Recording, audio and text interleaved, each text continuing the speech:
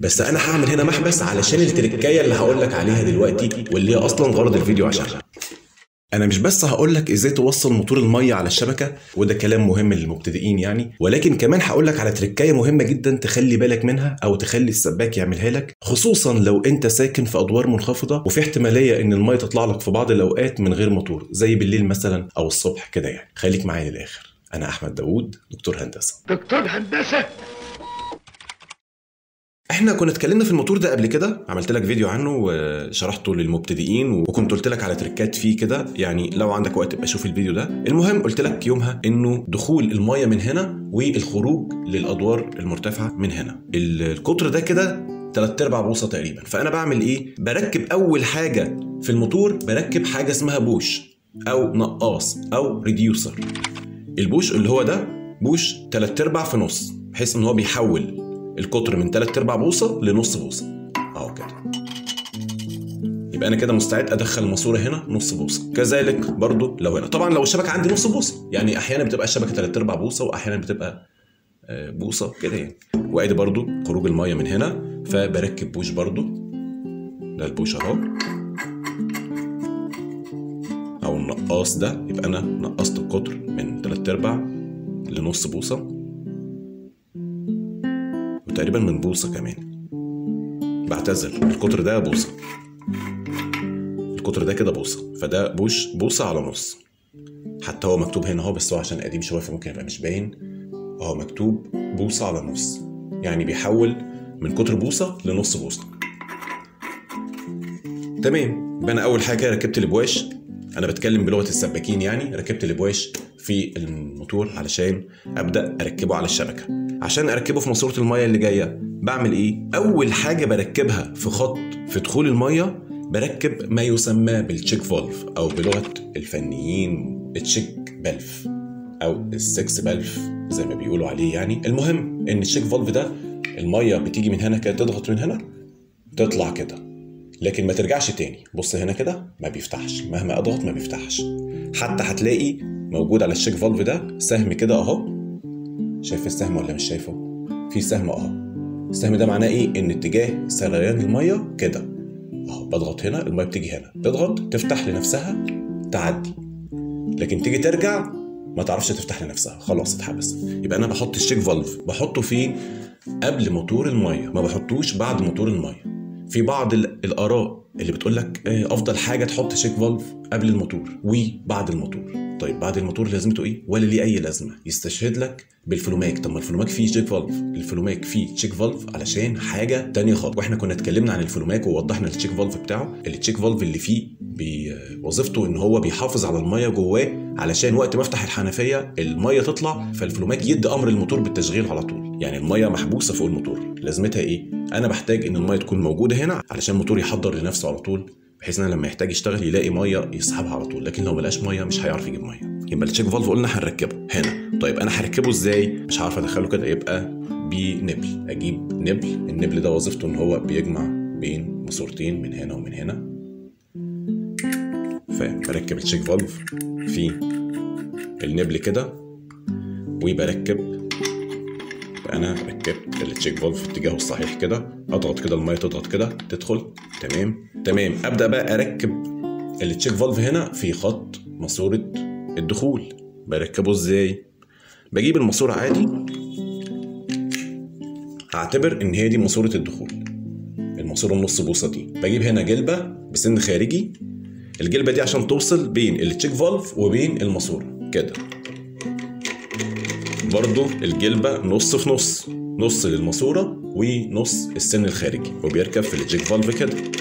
انا هنا بقى في المكان ده من الجلبه ممكن اخد على الماسوره على طول، ده اسمه لاكور. انسى اللاكور ده دلوقتي، ده كده خلاص دي ماسوره دخول الميه اللي على الشبكه، بتبقى ماسوره كده مكمله كده على طول. ماشي. طب انا هينفع ان انا ادخل الماسوره كده على الموتور على طول؟ طب انا عايز اعمل محبس، فعشان كده بعمل اللاكور ده. عملت اللاكور ده كده، وهوريك كمان شويه وهو مربوط على المحبس. عملت هنا محبس بولي، ومن المحبس لخط دخول الميه بقى. يبقى دي كده قصه دخول الميه. قصه خروج الميه ازاي بقى؟ ركبت البوش اهو، برضو بجيب جلبه نص في نص سن خارجي، وبركب الجلبه، ومن الجلبه بركب الماسوره بتاعه الخروج. طيب الماسوره بتاعت الخروج برضو بعمل ايه؟ هركبها مباشر كده على طول؟ لا، انا عايز اعمل بعدها محبس. انا ممكن ما اعملش بعدها محبس، خلاص انا عملت هنا محبس هنا، فانا ممكن اركب الماسوره كده على طول، بس انا هعمل هنا محبس علشان التركايه اللي هقول لك عليها دلوقتي، واللي هي اصلا غرض الفيديو عشانها. بركب الجلبه في الماسوره.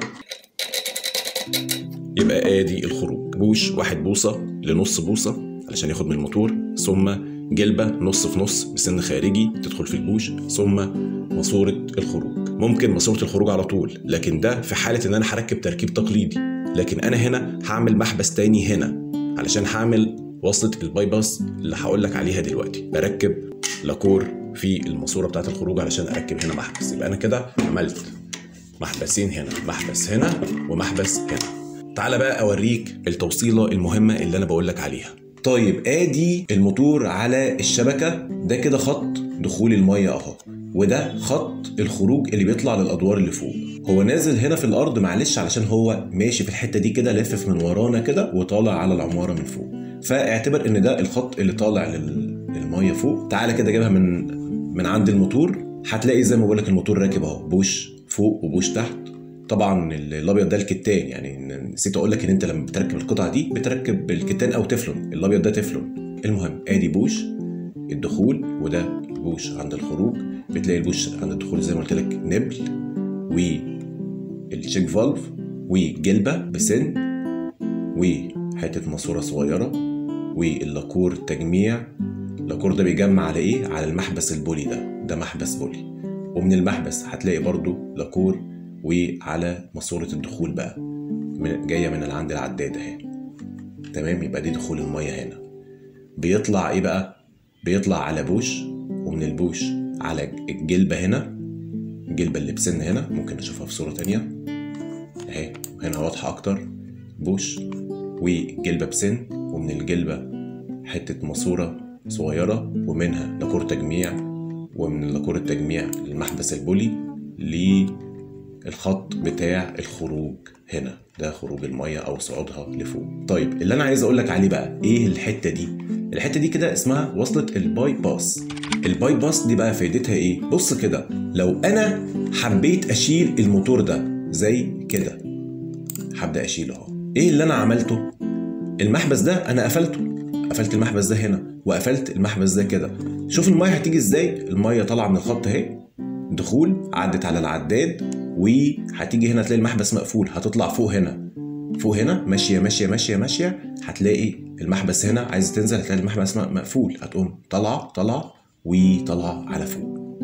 يبقى وصلة الباي باس دي وظيفتها ان انا لو ساكن في ادوار منخفضه مثلا، وفي احتماليه ان الميه تطلع في اوقات معينه الصبح او بالليل او كده، وانا الموتور عندي تلف ومحتاج اصلحه، فانا على ما اشيله واوديه يتصلح الخط ما يقطعش خالص، خط الميه ما يقطعش عني خالص، يبقى على الاقل في امل ان الميه تطلع مثلا بالليل او الصبح، او احيانا بتطلع على مدار اليوم ضعيفه مثلا. هي دي وصلة الباي باس. لان انا قابلت يعني بعض السباكين ما يعرفوهاش، او على الاقل ما بيحبوش يشتغلوا فيها. الموقف اللي حصل واحنا بنوصل العداد ده لواحد صديقي، فهو كان استعان بيه علشان نعمل افضل وضع ممكن نقدر عليه يعني. فانا طلبت من السباك، قلت له عايزين نعمل وصلة الباي باس، عارفها؟ قال لي عارفها والدنيا تمام وكده. انا حسبت لك القصه دي ان هي صح ازاي دلوقتي.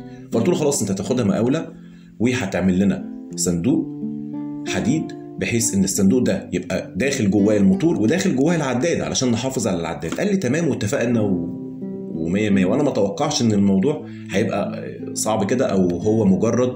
وده للاسف انه في بعض الناس، مش عايز اقول بعض الفنيين، في كل حاجه بعض الناس بيديك كلام وفي الاخر بيرجع يغيره، او بيرضيك بس لحد ما يوصل للشغلانه المعينه وبيرجع يغير الكلام ده. فزي ما قلت لك المفروض ان هو كان اخدها مقاوله، ان له هتعمل الصندوق الحديد وهيبقى داخله العداد والموتور والوصله وكله، يبقى بس انا دخلت خط الدخول وطلع منه خط الخروج على طول، واتفقنا على كده وخد مقاساتك انت بقى براحتك وكده. فعمل الصندوق كده زي ما انت شايف، ما كانش عمل حسابه على وسط الباي باس. فلما جاي يركب فانا واقف معاه، فقلت له لا انت كده مش عامل باي باس. حط العداد جوه وحط الموتور، وقلت له انت كده مش عامل وسط باي باس. طبعا انا صممت عليه، قلت له معلش اعملها، واحنا اتفقنا فيها فاعملها. فلما جينا نركب لقينا ان العداد طلع بره، ولقينا ان الوصله نفسها شوف طلعت بره هي كمان.